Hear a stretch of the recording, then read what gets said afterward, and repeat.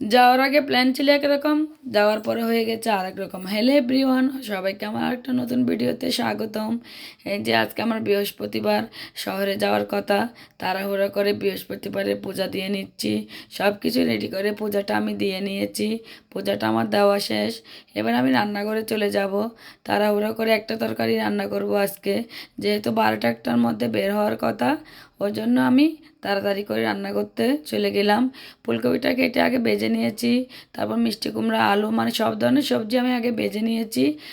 তারপর তেলের মধ্যে পাঁচফোড়ন, তেজপাতা, শুকনা মরিচ দিয়ে, কাঁচামরিচ, টমেটো দিয়ে নিয়েছি। তারপরে বাটা মশলাগুলো দিয়েছি। ওখানে ছিল সরিষা, পোস্ত, নারকেল, বাদাম, তারপর হচ্ছে আদা, কাঁচামরিচ, এগুলো বেটে একটু ব্লেন্ডার করে আমি তারপর দিয়ে দিয়ে কষিয়ে ভালো করে সব সবজিগুলো এখন আমি ভালো করে মিশিয়ে কষিয়ে নিব।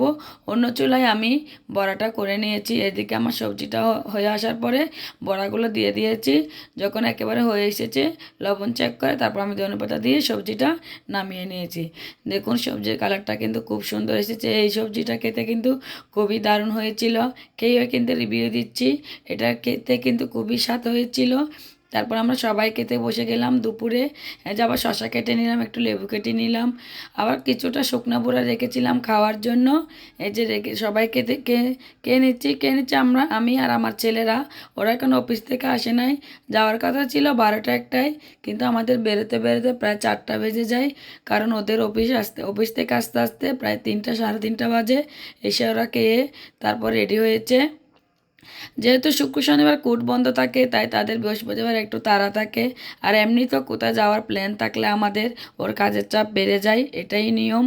তারপরে যেহেতু কোর্ট শুক্র শনি বন্ধ থাকে, বৃহস্পতিবার একটু ঝামেলাই ছিল। এই যে আমরা বেরিয়ে পড়েছি সবাই।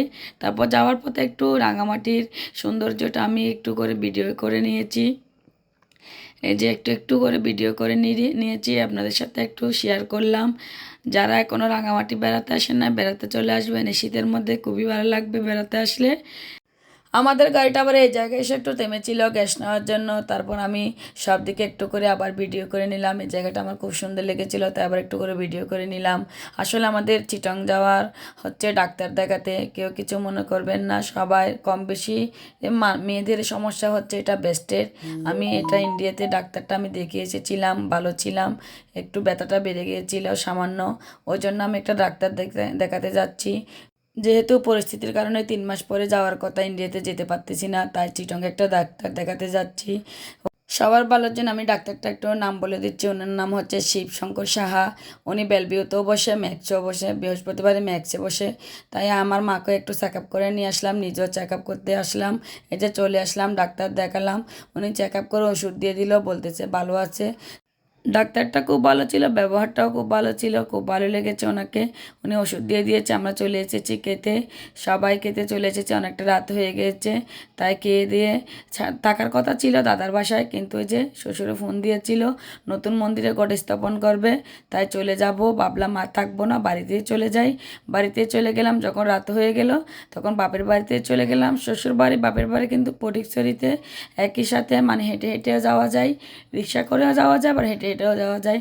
এটা ছিল পরের দিনের ভিডিও। দুপুরে মা রান্না করেছে অনেকগুলো রান্না, মাছ ভাজা করেছিল, ব্রয়লার মুরগি করেছিল, দেশি মুরগি করেছিল, এই যে মিষ্টি কুমড়া পোলের বড়া করেছিল, সবজি, ডাল, অনেক অনেক আইটেম হয়েছিল। বোনরা এসেছিল, সবাই একসাথে খেতে বসেছি। এই যে আমার বোনরা এসেছে, সবাই একসাথে খেয়ে নিব। খেয়ে দিয়ে দুপুরে খেয়ে দিয়ে সন্ধ্যা করে বেরিয়ে পড়বো শ্বশুরবাড়ির উদ্দেশ্যে। শ্বশুরবাড়ির যে মন্দিরে ঘট স্থাপন করা হয়েছে, সে ভিডিওটা আমি আর পরের ভিডিওতে আপনাদের সাথে শেয়ার করব। যেহেতু এই ভিডিওটা অনেকটা লম্বা হয়ে যাচ্ছে, তাই আমি এটা পরের ভিডিওতে আপনাদের সাথে শেয়ার করব। আজকের ভিডিওটি এ পর্যন্ত। ভালো লাগলে সবাই একটা লাইক, কমেন্ট, শেয়ার করে দিবেন। সবাই ভালো থাকবেন, সুস্থ থাকবেন। সবাইকে ধন্যবাদ, সবাইকে টাটা।